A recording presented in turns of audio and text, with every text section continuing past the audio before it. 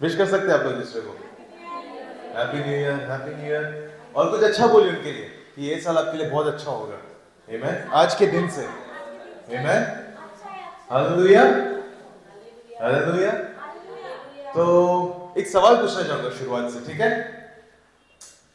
आप लोग इस दुनिया में जितना भी हम लोग एक फॉल देखते हैं ना, मरना, बीमारी, श्राप, कभी सोचा ये कैसे आया है? कभी सोचा ये कैसे आया है? अचानक से लोग, है ना, मर जाते हैं। जब भी टाइम भी नहीं आया तो उससे पहले ही लोग मर जाते हैं, है ना? किसी किसी लोग को अचानक से बहुत बुरा बीमारी हो जाता है, कुछ मालूम नहीं, पता नहीं कैसे क्या हो गया, है ना? क्योंकि ये दुनिया में हम लोग जब जैसे ही पैदा होते हैं वैसे ही हमारे ऊपर एक श्राप ऑलरेडी पड़ा हुआ रहता है।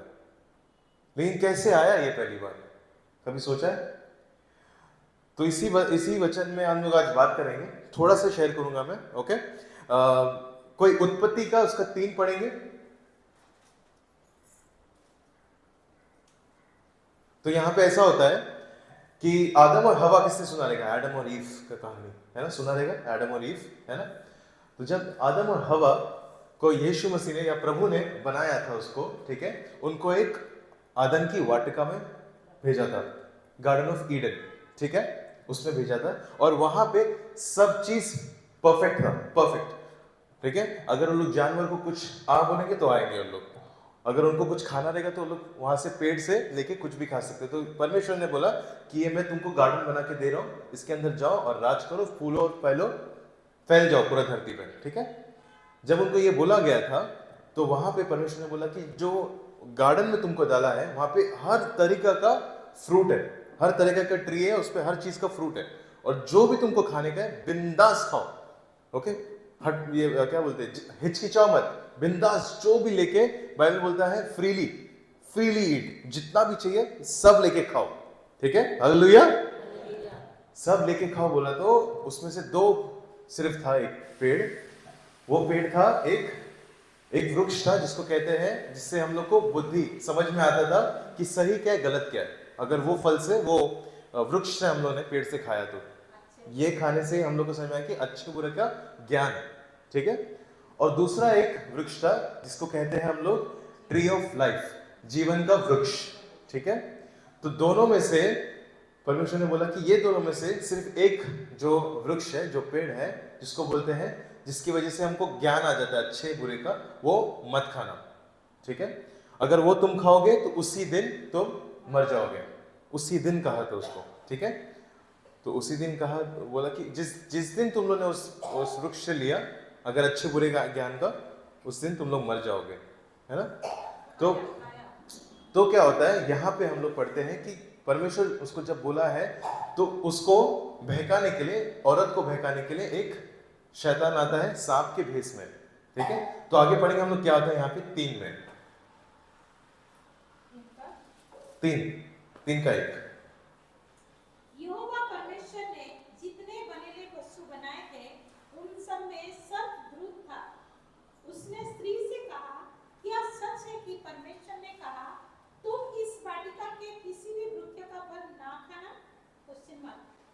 स्त्री ने सबसे कहा, इस वाटिका के वृक्ष के सब फल खा सकते हैं, पर जो वृक्ष की वाटिका के बीच में है उसके फल के विषय में परमेश्वर ने कहा है कि ना तो तुम उसको खाना और ना उसको छूना, नहीं तो मर जाओगे। नहीं, तो अभी यहाँ पे देखते हैं कि जो सांप है वो इस औरत के पास आ रहा है और उसको बोल रहा है, क्या परमेश्वर ने ऐसा बोला था कि इसको छूना भी नहीं, देखना भी नहीं, ऐसा भी नहीं? तो वो परमेश्वर ने कहा कि इससे खाना नहीं, ये वृक्ष से खाना नहीं, पेड़ से। लेकिन क्या बोलते हैं, जो औरत है वो बोलती है कि नहीं, इसको हम लोग छू भी नहीं सकते, देख भी नहीं सकते, कुछ नहीं कर सकते उसको, ठीक है।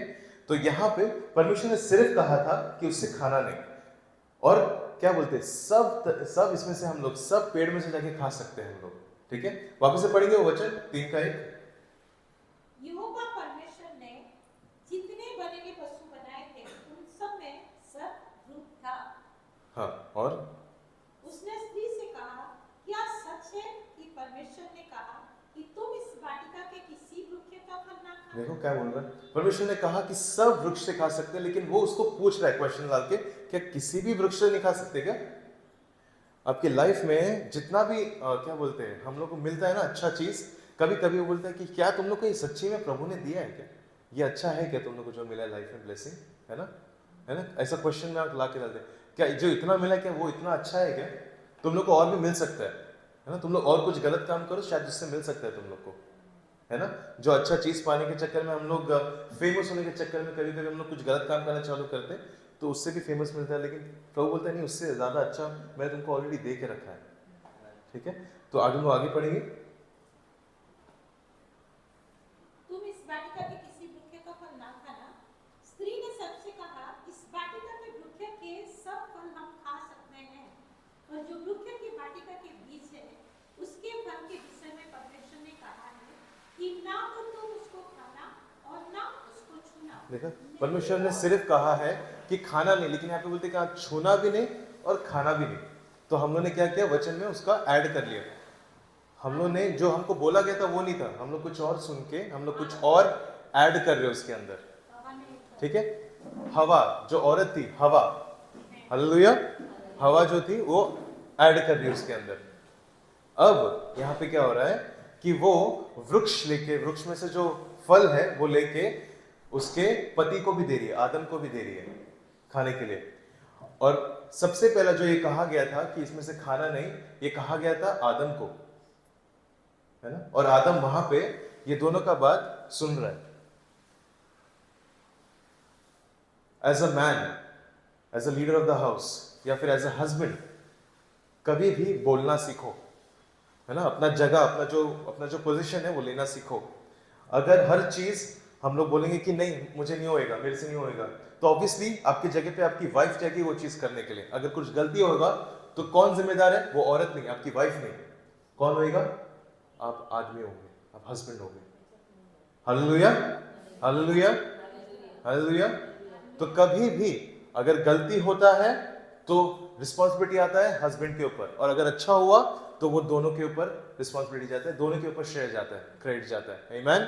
तो ये कभी भी सीखे, अगर कभी भी आपकी वाइफ से, आपकी गर्लफ्रेंड से, या फिर आपका एंगेजमेंट हुआ है सबसे, किसी से भी, है ना, अगर उनके साथ कुछ गलती होता है, उनमें कुछ गलती है, तो अपने ऊपर लेना सीखे उसको, और अपना जगह एक डिसाइड करना सीखे, एक डिसीजन लेना सीखे।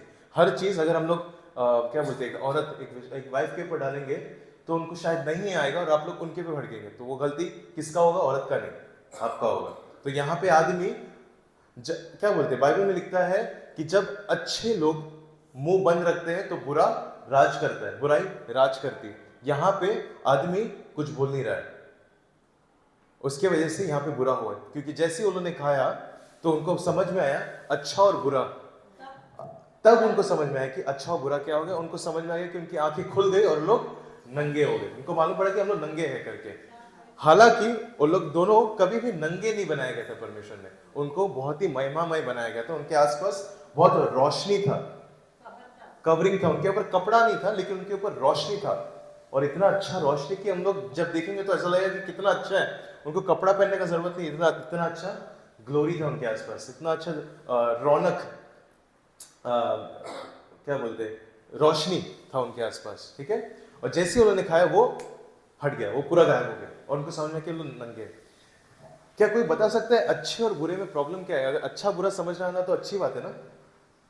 क्या प्रॉब्लम है अच्छा बुरा समझ लेना? क्या हम लोग नहीं चाहेंगे कि हमारे बच्चे को समझ आए अच्छा बुरा? समझ में अच्छी बात है ना। तो परमेश्वर क्यों नहीं चाहता है कि आप लोग को वो चीज समझ में अच्छा और बुरा का? कभी सोचा है प्रभु ने यहाँ पर मना क्यों किया? क्यों मना किया ना कि यहाँ पे अच्छा और बुरा तुम लोग उस पेड़ में से मत खाओ? क्यों क्यों मना किया? क्या लगता है क्या हुआ रहेगा? वो फल खाते तो मृत्यु के लिए था। हाँ वो ठीक है, लेकिन मैं पूछ रहा हूँ कि अच्छा बुरा समझने में प्रॉब्लम क्या है? आप लोग चाहेंगे कि हमारे बच्चे एक बड़े रहेंगे तो समझ में आएगी कि अच्छा बुरा क्या होता है, उनको सही गलत का समझ में पाए। आज दुनिया में जो लोग दुनिया चला रहे हैं उन सबको अच्छा और बुराई का मतलब पता है, लेकिन फिर भी क्या हो रहा है? गलती हो रहा है, बुराई हो रहा है कि नहीं हो रहा है ना? तो वो परमेश्वर नहीं चाहता था कि तुम लोग समझो, क्योंकि जब तुम लोग समझोगे तो तुम लोग को जो बोला गया है नहीं करो वो तुम लोग और करोगे। बराबर है? जो तुमको बोला गया है मत करो वो और करते रहोगे। इसीलिए परमेश्वर चाहता है कि नहीं मत समझो। कभी कभी जब आपके बच्चे लोग बोलते हैं कि मुझे वो चाकू चलाने दो, हम लोग सब्जी काटेंगे, तो आप लोग क्या बोलते हैं? नहीं, हम लोग करके देंगे। आप लोग चला रहे हो, उसका जो डिसीजन मेकिंग आप लोग कर रहे हो, क्योंकि आपको पता है कि क्या सही है क्या गलत है, उनके लिए आप डिसीजन ले रहे हैं। आमीन। तो उसी वजह से परमेश्वर चाहता है कि नहीं, तुम मत समझो कि सही क्या गलत है। अगर समझो कि एक बेटा है, वो अपने बाप से दूर हो गया है और बाप को ठोकर मार के चला गया है ना, दूर, कि मेरे को तेरा नहीं चाहिए, तेरे साथ में रहना है, मुझे मेरा जायदाद वगैरह दे, तेरे पास जो भी पैसा है मेरा जो हिस्से का है वो मुझे दे, मैं अपना जीऊंगा जाके, है ना। और उसी वक्त वहां से निकल गया, उसके बाद पूरा पैसा खत्म हो गया, सब चीज खत्म हो गया, और फिर वो गरीब जाके कहीं पे रह रहा है और आपको रास्ते पे दिखाई देता है, और आप तो विश्वासी ठहरे, आप लोग चर्च में आते हो, आप लोग अच्छी बातें सीखते हैं, लेकिन आपको मालूम पड़ता है कि ऐसा ऐसा है, तो आप लोग सोचेंगे कि इसका हेल्प करते हैं, है ना। क्या आप अच्छा काम करो हेल्प करके? वो हमारा बच्चा ही ना दौड़ के ही जाए। नहीं, मैं बोल रहा हूँ किसी और का, किसी का बच्चा गया है उसके बाप को ठोकर मार के, और अभी उसके पास पूरा पैसा खत्म हो चुका है, ठीक है, उसका कुछ पैसा नहीं है, अभी वो रास्ते पे रह रहा है, उसके पास खाने को तक भी कुछ नहीं है, अभी आप चर्च में आते हो और आप उसको हेल्प करने जा रहे हो, क्या आप सही काम कर रहे हो? सही काम कर रहे हो? हाँ कर रहे हैं ना सही से काम। किसी को खिला रहे हैं, कोई भूखा है तो खा दो सकते हैं। एक्चुअली गलत काम कर रहे हैं। क्यों? क्योंकि उसको समझ में आना चाहिए। अगर उस जगह पे हम लोग जाएंगे, उसका सिचुएशन हमको पता नहीं और हम लोग उसको हेल्प कर रहे, तो क्या वो कभी समझेगा उसका बाप सही था कि गलत था, सही बाप कैसा था? कभी वो समझ पाएगा? नहीं समझ पाएगा, क्योंकि आपने हेल्प कर लिया, आप लोगों ने उसको सहायता कर दिया, आप लोगों ने उसको घर पनाह दे दिया, तो गलत हो गया, ठीक है। तो इसलिए परमेश्वर चाहता था कि तुमको वो सही गलत का समझ नहीं आए। मैं बताऊंगा सही गलत कब होता है, कैसे होता है, तुमको बताओ कि सही कैसे करना है। आमीन, हालेलुया। तो यहाँ पे ये प्रॉब्लम हुआ कि जैसे ही उन्होंने सही गलत लिया, तो परमेश्वर चाहता था कि जो लोग हैं दोनों हस्बैंड वाइफ, आदम और हवा, वो जाके पेड़ जो है, क्या बोलते हैं, जीवन का वृक्ष, उसमें से जाके वो फल को ले, ताकि वो लोग हमेशा हमेशा के लिए जीवित रहे उनको, और हमेशा परमेश्वर के साथ में रहे। आमीन, आमीन। तो परमेश्वर ये चाहता था, लेकिन उन्होंने कुछ और वृक्ष ले लिया जो था सही गलत का समझ पाने का। हालेलुया। अभी यहाँ पे क्या हो रहा है कि उनको मालूम पड़ गया लोग नंगे हैं, और उसी वक्त उन लोग मर चुके थे। फिर परमेश्वर बोलता है कि अभी तुम लोग मरोगे, और अभी क्योंकि तुम लोगों ने खाया है, तो उसी वजह से अब तुम जो भी कमाओगे वो अपना खून पसीने से कमाओगे, तब जाके तुम लोग कमाओगे और तुम खा पाओगे। और उसी वक्त श्राप मिल गया था, और उसी वक्त ये भी श्राप मिला कि तो जो औरत है वो जन्मेगी बहुत ही दर्द से, वो जब जन्मेगी बच्चे को तो बहुत ही दर्द से जन्मेगी, तो ये श्राप तभी मिल गया था। आमीन। अभी हम लोग देखते हैं एक दूसरा अकाउंट, जहां पे सुसमाचार में, यूहन्ना के सुसमाचार में, दो हस्बैंड वाइफ फिर से आते हैं जब यीशु मसीह मर के जी उठे तीसरे दिन, ठीक है। वहां पे ये दो जन थे, उनका नाम था, सिर्फ हस्बैंड का नाम लिखा गया था क्लियोपस। क्या नाम लिखा गया था? क्लियोपस, ठीक है। अब जब क्लियोपस वो लोग उठे, मेरे ख्याल से वो जॉन 18 या 20 में लिखा गया है, यूहन्ना उसका 20 का या 18 में लिखा गया है कि जॉन क्लियोपस, ठीक है, हस्बैंड वाइफ, मिस्टर मिसेस क्लियोपस, तो उन लोग क्या हो गए हैं, उन लोग बहुत ही निराश होकर, उन लोग, क्योंकि उनको मालूम पड़ा है कि अभी यीशु मसीह मर चुका है, अभी शायद इजराइल को रोमी लोग से हमको कोई छुड़ा नहीं सकता, क्योंकि इजराइल उस वक्त 2000 साल पहले किसके राज में था? रोमन लोग के राज में था, रोमी लोग के, ठीक है, रोमन सरकार के राज में था। तो अभी उनको उससे कौन छुड़ाएगा, क्योंकि उनके अंदर पे उनको जैसे ब्रिटिश रूल था यहाँ पे इंडिया में, वैसे ही इजराइल में रोमन रूल था। तो जब वो लोग वहां से यरूशलेम से वो लोग इमेयस के रास्ते पे जा रहे थे, यरूशलेम एक जगह है, सिटी है, और वहीं से वो लोग एक दूसरी जगह पे जा रहे थे, इमेयस, जो है 7 मील का रास्ता, 7 मील का रास्ता, ठीक है। और वहां से जा रहे थे, तो काफी लंबा टाइम होता है। कोई मेरे को कैलकुलेट करके बताएगा 7 माइल्स कितना हो गया है किलोमीटर में? तो ये दोनों बहुत ही निराश होकर लोग जा रहे थे। अब क्या होता है कि वहां पर वो लोग बात करके निराश होकर जा रहे थे कि अरे हम लोग सोच रहे थे कि शायद यीशु मसीह होगा जो हमको ना हम लोग इजरायली लोग को बचाएगा, यहूदी लोग को बचाएगा, हम लोग को रोमन लोग के राज से, रोमन सरकार से। तो इसी वक्त यीशु मसीह जो जी उठा है तीसरे दिन, वो उनके पास में आ जाता है और सुनते रहते कि क्या बात कर रहे हैं लोग। अब जब यीशु मसीह जी के उठ के आ चुका है, इन लोग से पूछता है कि अरे क्या हो गया, तुम लोग क्यों ऐसा निराश हो, क्या हो गया, प्रॉब्लम क्या? तो लोग बोलते हैं अरे तू नया है क्या इस जगह पे, तेरे को मालूम नहीं क्या हुआ इजराइल में? तो बोलते हैं नहीं क्या हुआ? तो बोलता है कि इन लोग दोनों बोलते हैं हस्बैंड वाइफ कि हम लोग सोचे थे कि वो यीशु मसीह था, वो शायद हमको बचाएगा करके, लेकिन बचा नहीं पाया, अभी क्या करें? तो फिर उसी वक्त वो लोग इमेज के रास्ते पे पहुंचते हैं और फिर वहां पे परमेश्वर यीशु मसीह उनके साथ में बैठ के क्या करता है मालूम है? प्रभु बोझ लेता है। उसी वक्त प्रभु बोझ, परमेश्वर कहता है कि ये जो रोटी है वो मेरा देह है जो मैंने तुम्हारे लिए तोड़ दिया है, और जो दाखरस है वो मेरा लहू है जो मैंने तुम्हारे पापों के लिए, क्षमा के लिए बहाया, पापों की क्षमा के लिए। आमीन।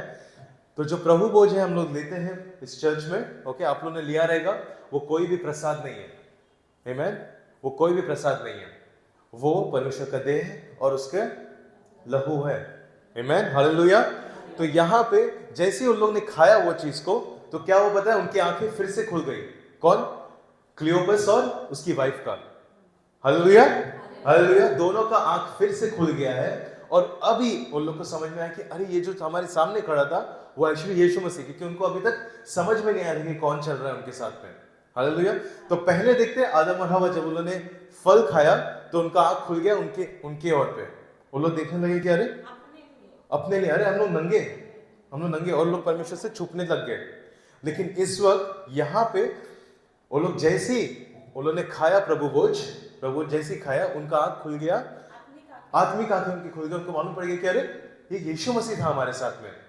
और यीशु मसीह उस समय जब उनके साथ में चल के जा रहा था, तो वो यरूशलेम से इमायस तक जाया, और वचन कहता है कि उसको उत्पत्ति से लेके, है ना, मूसा का जो 5 पुस्तक है उससे लेके, भविष्यवक्ताओं से लेके, भजन संहिता से लेके सब चीज सिखाने लगा, सब चीजों को लेके जो अपने बारे में है, यीशु मसीह के बारे में। आमीन, हालेलुया। यीशु मसीह के बारे में जो है, जो अपने बारे में है। हम लोग जितने भी लोग हम लोग सिखाते हैं वचन, है ना, जो भी आप वचन सीखते हैं या फिर आगे जाके किसी को सिखाएंगे, है ना, बाइबल में बहुत सारे सच्चाई के बारे में लिखा गया है, बहुत सारे सच्चाई के बारे में। अगर मैं कोई सच्चाई उठा लूं और उसको सिखाऊं किसी के बारे में, ना, जैसे हो गया प्रार्थना के बारे में, जैसे हो गया लीडरशिप के बारे में, जैसे हो गया पैसों के बारे में, है ना, किसी के भी बारे में अगर मैं सिखाना चालू करूं, अगर मैं वो जो सच्चाई है यीशु मसीह के बिना आपको सिखाऊंगा तो वो फिर भी झूठी है। Hallelujah, hallelujah. वो फिर भी झूठ है। क्यों मालूम है? क्योंकि उसमें यीशु मसीह नहीं है। आमीन। बाइबल का जितना भी सच्चाई है वो यीशु मसीह के वजह से वो सच्चाई है, क्योंकि यीशु मसीह बोलता है मैं ही सत्य हूं, मैं ही मार्ग हूं और मैं ही जीवन हूं। Amen. I am the way, the truth and the life.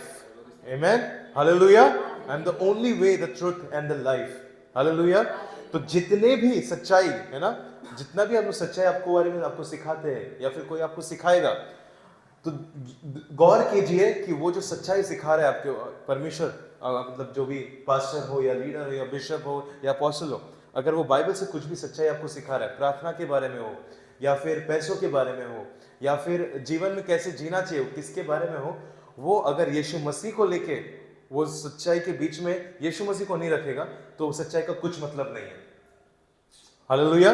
वो सच्चाई का कुछ मतलब नहीं है, क्योंकि यीशु मसीह ही उस सच को वैल्यूएबल बनाता है, उस सच का मायने रखता है। आमीन।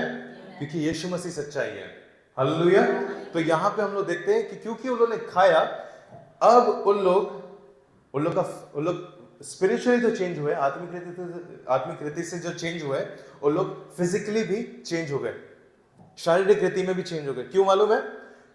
क्योंकि वो लोग अब जब 7 मील वो लोग यरूशलेम से इमाइस चल के आए, अभी उसी जगह से वापस यरूशलेम चल के जा रहे थे, मतलब 14 मील। कोई फाइंड आउट किया कितने?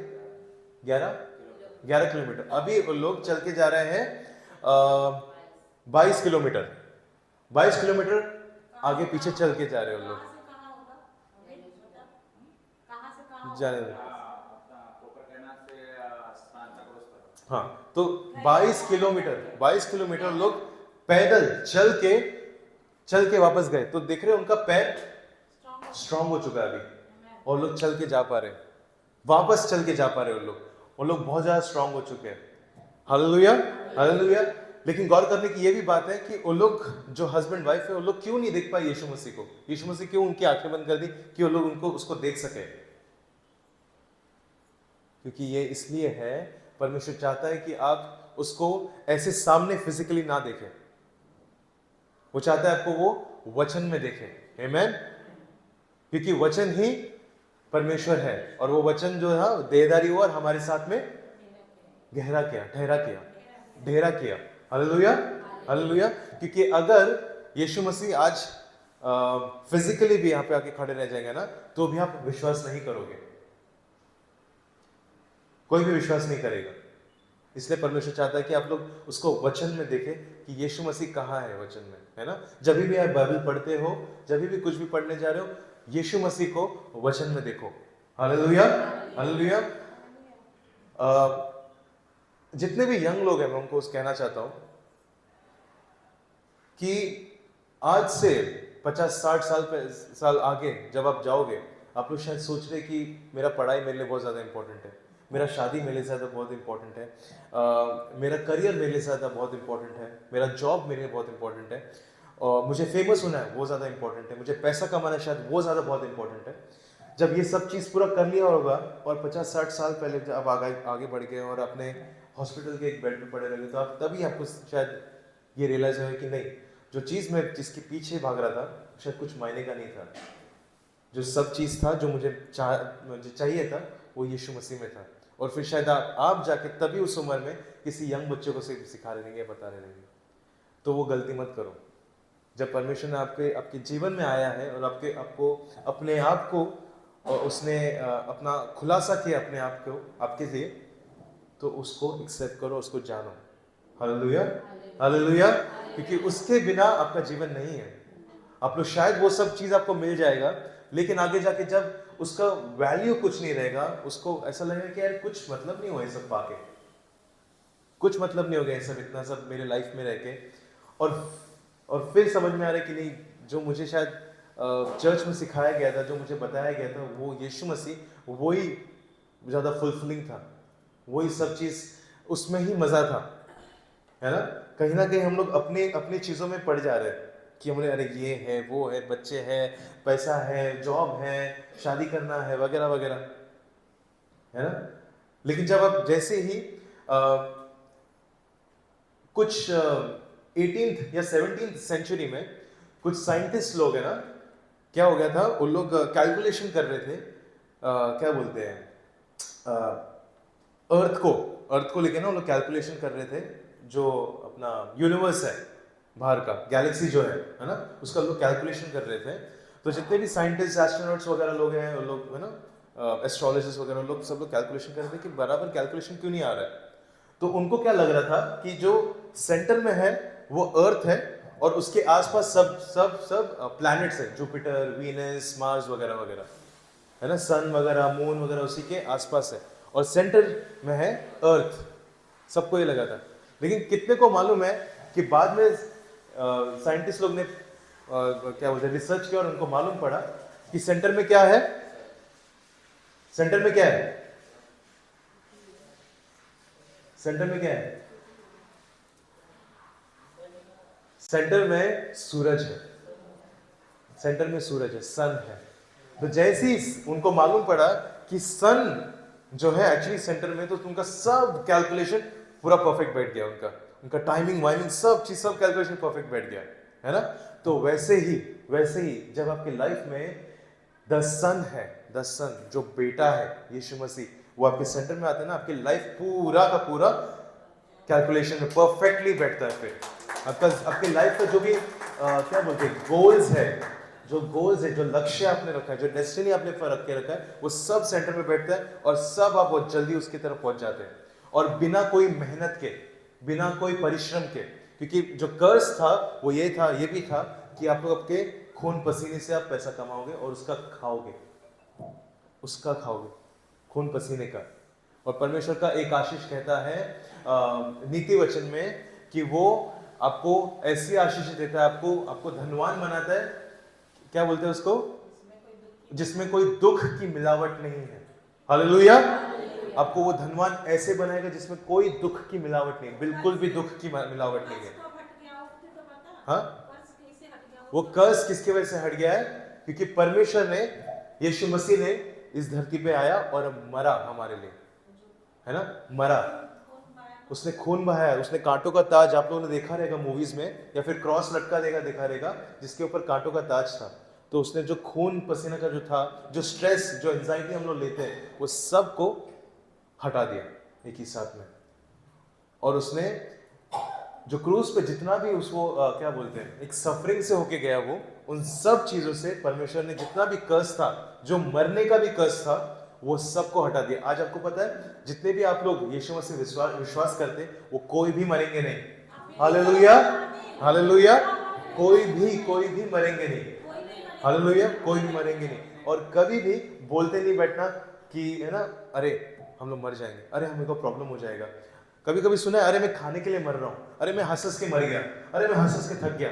हुआ है, हम लोग बात करते हैं सब बोलने के टाइम पर, अरे मैं खाने के लिए भूख से मर रहा हूँ यार मैं। सुना है कभी? तो ये शैतान का तरीका है कि आपके मुंह में, आपकी जबान में वो प्रोग्राम करने के लिए कि आप लोग बोलो मरना। तो जितना आप बोलते हो मरने के लिए, उतना ज्यादा आप देखते हो आपके लाइफ में। आमेन। तो उतना ज्यादा सीखो। कभी क्यों नहीं बोल पाते कि अरे मैं खाने के लिए जी रहा हूं, मैं हंस के एकदम जी गया हूं और अच्छा लग रहा है हंस के। कभी ऐसा नहीं बोलते हम लोग, है ना।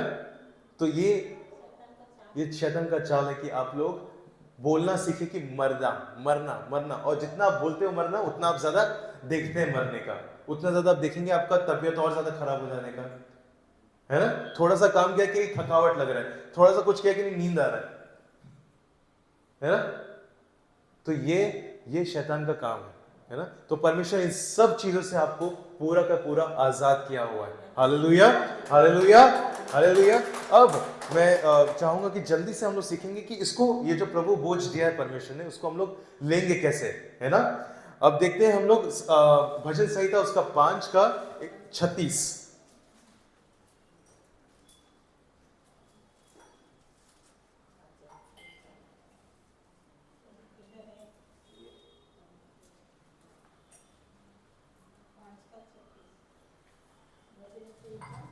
भजन संहिता उसका 105 का 36। भजन संहिता उसका 105 का 36, माफ कीजिएगा, भजन संहिता उसका 105 का 36।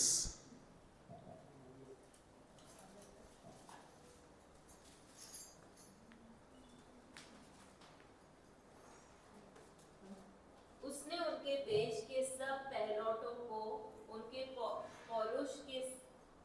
पौरुष के सब पहले फल को नष्ट किया।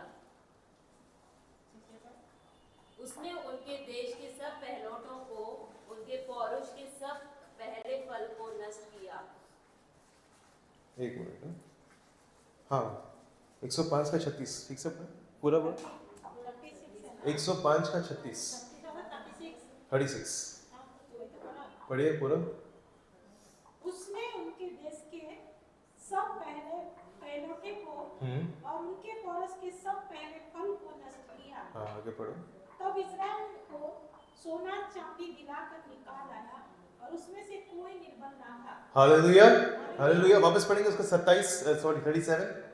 तब वह इस्राएल को सोना चांदी दिलाकर निकाल आया और उनमें से कोई निर्बल ना था। हालेलुया। अब यहाँ पे क्या हो रहा है कि जो इजराइल था वो 4000 साल पहले क्या बोलते हैं, मिस्र के रूल में था, उन लोग के अंडर में था, उनका नौकर बना हुआ था, ठीक है।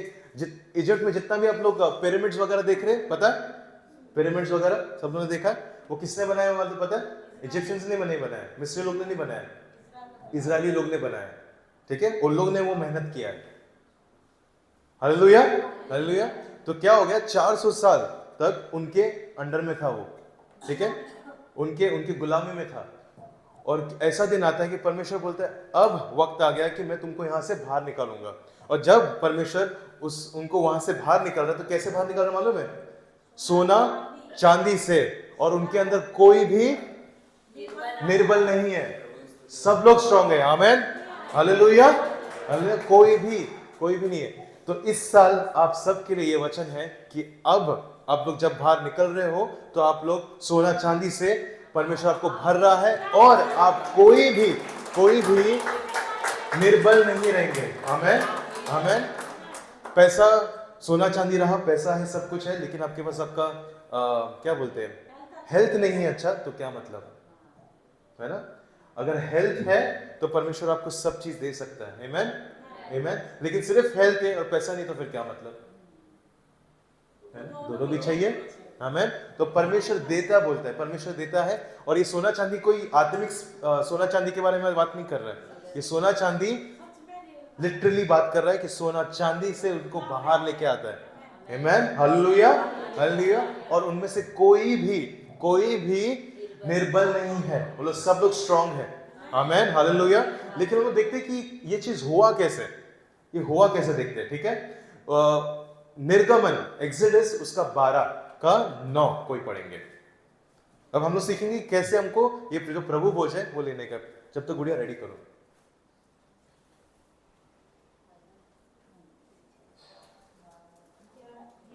12 का 9 निर्गमन एक्सोडस, निर्गमन उसका 12 का 9। उसको सिर पैर और हथेलियों समेत आग में भूनकर खाना, कच्चा या जल में कुछ भी पकाकर ना खाना। Hallelujah, hallelujah. तो परमेश्वर ने क्या कहा था उस वक्त कि जो आखिरी प्लेग था, क्या बोलेंगे आखिरी प्लेग, क्या बोलेंगे महामारी, जो आखिरी महामारी थी, 10 महामारी में से आखिरी महामारी ये थी कि जिनके भी दरवाजों पर, परमेश्वर ने कहा था इजराइलियों के तुम्हारे दरवाजे पे लहू रहना चाहिए, दरवाजों पे। तो जब क्या बोलते हैं एंजल, मौत का आत्मा, वो जब आएगा, जब वो लहू को देखेगा, यमदूत लहू को देखेगा, तब वो वहां से निकल जाएगा। तो लहू कब आएगा वहां पे? जब एक मेमना है ना, उसका बलि चढ़ेगा, तब जब वो कटेगा, जब उसको क्या बोलते हैं मारा जाएगा एक मेमने को, तब जाके लहू बहेगा। बराबर है? आमीन। तो परमेश्वर ने क्या कहा कि तुम्हारे दरवाजे पे वो लहू रहना चाहिए, ठीक है। तो जब वो यमदूत या फिर मौत का जो दूत है वो देखेगा लहू को, तब मैं वहां से हट जाऊंगा और तुम्हारे घर पे कोई भी मरेगा नहीं, जो पहलौटा है वो मरेगा नहीं। और वहीं पे मिस्र जो लोग थे जो यीशु से विश्वास नहीं करते, उनके दरवाजे पे वो लहू नहीं था, तो वहीं पे सब पहलौटे मारे गए। जो पहला बच्चा उनके घर के पैदा हुआ वो मरा गया, ठीक है। लेकिन जो इजरायली लोग थे, जो विश्वासी लोग थे, उनके घर में एक मेमना था, वो मारा गया था। तो परमेश्वर ने कहा क्या, उसको कहा क्या किया है, क्या लिखा है कि उसको सिर पैर अथड़ियों को समेत, उनके समेत आग में बूंद के खाया जाए।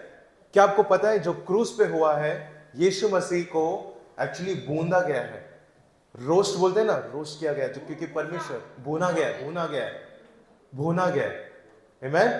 क्यों मालूम है? क्योंकि उसको जो क्रूस पे था, शायद हम लोग सिर्फ देखते कि उसका खून था, उसको मारा गया, लेकिन एक्चुअली परमेश्वर ये जो पिता है ना, जिसका गुस्सा, जो क्रोध था, वो सब परमेश्वर ने अपने बेटे पे, उसके शरीर पर सब डाल दिया। तो वो भूना गया था, लिटरली भूना गया था, अंदर बाहर सब जगह से भूना गया था। भजन संहिता में ये कहता है कि उसका जो पीठ वो पूरा का पूरा फाड़ दिया गया था, पूरा नोच दिया गया था, जैसे हल जोतते वैसा पूरा फाड़ा गया था। उसकी पूरी हड्डियां दिख रही थी और कहा गया था कि वो पूरा नंगा हो गया था। उसका दाढ़ी पूरा नोच दिया गया था, दाढ़ी नहीं था, जितना दाढ़ी था पूरा नोच दिया गया था। और उसका मुंह पहचानने लायक नहीं था। वो इंसान जैसा नहीं मान पड़ता था, इंसान जैसा नहीं जान पड़ता था, बाइबल कहता है ना। तो बाइबल कहता है कि जब आप लोग वो जो प्रभु भोज लेते हैं तो उसको ऐसा लो जैसा अंदर की अतड़ियां का बात कर रहे हैं, अतड़ियां। अगर आपको लगता है कि आपको अतड़ियों में प्रॉब्लम है तो सोचो कि परमेश्वर का जो यीशु मसीह का अतड़ियां मैं वो खा रहा हूं, क्योंकि यीशु मसीह आज अभी वो पूरे के पूरे स्वस्थ है। आमेन, हालेलुया। और उन्होंने सब चीज अपने बॉडी पे ले लिया है ताकि आपके बॉडी पे कुछ भी नहीं रहे। हालेलुया। आपके शरीर में कुछ भी नहीं रहे, आपके अंदर जो श्राप था जो परमेश्वर ने आदम और हवा को दिया था वो सब हटा दिया गया है। आमेन। उस सब चीज को वो उसने अपने ऊपर ले लिया और उसका जुर्माना जो था, उसका जो पेमेंट था वो पूरा भर दिया है। हालेलुया। तो इसीलिए जब हम लोग खाते, जैसे अगर आप लोग को लगता है कि शायद मुझे बुद्धि की कमी है तो वो लो ऐसा लो कि ये यीशु मसीह का बुद्धि, जैसे आज यीशु मसीह पूरा का पूरा बुद्धिमान है वैसे ही मैं उसका बुद्धि खाता हूँ और आप देखेंगे कि आप और बुद्धिमान होते जा रहे हैं। अगर आपको लगता है कि आप लोग बार बार बीमार पड़ रहे हो तो ये लो और खाओ।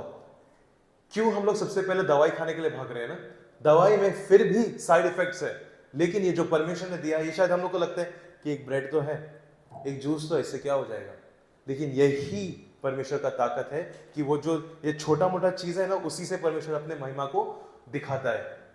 आमेन, हालेलुया। इसी से परमेश्वर अपने महिमा को दिखाता है। हालेलुया। ये परमेश्वर का काम है। हमेशा हमेशा जो चीजें ऐसी है कि अरे इसका कुछ वैल्यू नहीं, परमेश्वर उन चीजों को यूज करता है। आज हम और आप भी वैसे, हमारे भी कोई वैल्यू नहीं था, कोई मोल नहीं था, लेकिन परमेश्वर ने अपना लहू बहा के हमें अनमोल बना दिया। आमेन, हालेलुया, हालेलुया, हालेलुया। तो परमेश्वर बोलता है कि जो भी आपको लगता है आपकी लाइफ में ना कि शायद सर दर्द होता है बार बार, परमेश्वर का सर समझ के कहो कि यीशु मसीह का सर खा रहा हूं मैं। आज जैसे यीशु मसीह बिना सर दर्द के वैसे ही मैं भी हूं, और आप देखेंगे कि कभी आप बीमार नहीं पड़ रहे, कभी सर दर्द नहीं हो रहा है। आमेन। परमेश्वर कहता है कि इस ब्रेड की वजह से अगर आपका कोई फैमिली मेंबर कोई दुष्ट आत्मा से प्रेरित हो रहा है, दुष्ट आत्मा से भरा हुआ है, उनको खिलाओ, वो उसी वक्त चंगे हो जाएंगे। बाइबल में ये लिखता है। Hallelujah, hallelujah. इस प्रभु के जो देह में इतना सामर्थ है। आमेन। और ये दोनों चीज अलग अलग है, ठीक है, इसको कभी मिक्स मत करना। जो देह है वो तोड़ा गया था ताकि हम जुड़ जाए, स्वस्थ हो जाए। आमेन। और जो लहू था वो बहाया गया था ताकि आपका और मेरा जो पाप है क्षमा हो जाए। आमेन। और आप लोग शुद्धि हो जाए। आमेन, हालेलुया। तो आप ये जानिए कि परमेश्वर ने ये दोनों चीज आपका स्वस्थ के लिए और आपका जो पाप है उस सब को हटाने के लिए ये चीज किया गया था। Hallelujah, hallelujah, hallelujah. तो परमेश्वर इस वचन से आपको बहुत बहुत आशीष है। और एक और बात है ना, ये सब चीज जब उनको जो क्या बोलते हैं लेके आया जा रहा था ना, उनको सोना चांदी सबसे, है ना, वो चीज एक चीज की वजह से है जो इब्राहिम की स्टोरी में मालूम पड़ता है कि इब्राहिम जाता है अपना 10वां हिस्सा जो भी उसको मिला था, जो भी उसने युद्ध किया था और उसको उससे सोना चांदी लूट से जो उसको मिला था, वॉर करने के बाद, युद्ध करने के बाद, वो मेल्कीजेदेक के पास जाता है जो परमेश्वर का एक चित्र है, यीशु मसीह का एक चित्र है। हालेलुया। और अपना एक 10वां हिस्सा लेके जाता है उस चीज का। और मेल्कीजेदेक आता है एक हाथ में रोटी लेके और दूसरे हाथ में दाखरस लेके, है ना। तो ऐसा सोचिए कि जब भी आप लेते हैं ये, तो ऐसा सोचिए कि यीशु मसीह मुझे दे रहा है, मैं ले नहीं रहा हूं, मैं ले नहीं रहा हूं, उनसे ले नहीं रहा हूं, क्योंकि यीशु मसीह मुझे दे रहा है। आमेन। तो पहला जो भी आपका लाइफ में जो भी एक 10वां हिस्सा है, फिर शायद आपको वक्त क्यों ना हो या पैसा क्यों ना हो, यीशु मसीह को लाके पहला लाके दीजिए ताकि वो चीज पवित्र हो जाए और आपको परमेश्वर और बढ़ाए। आमेन, हालेलुया। तो हम लोग जल्दी से प्रभु भोज लेंगे और परमेश्वर को बहुत बहुत आशीष दे वचन से।